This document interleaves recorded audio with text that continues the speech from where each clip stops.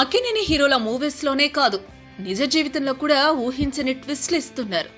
King Nagarjuna తన పెద్ద కొడుకు నాగ చైతన్యను పక్కన పెట్టి చిన్న కొడుకు అఖిల్ కి డిసెంబర్ 9న నిశ్చితార్థం చేశారు.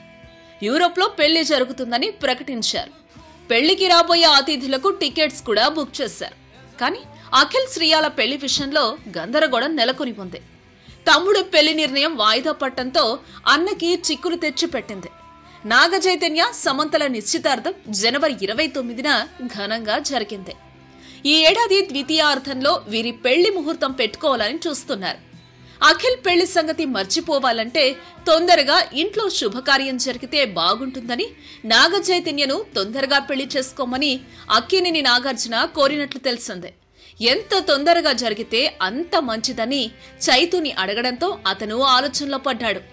ప్రేమికులుగా మరికొంతకాలం సరదాగా గడుపుదామని అనుకున్న ఈ ప్రేమ పక్షులకు నాగ్ మాటలు ఇబ్బందుల్లో పడేశాయి.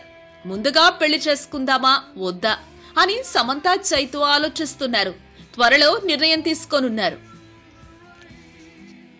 ఈ వీడియోపై మీ విలువైన కామెంట్స్ ని మాతో షేర్ చేసుకోండి. అండ్ ఇంకో విషయం, సబ్స్క్రైబ్ చేయడం మర్చిపోకండి.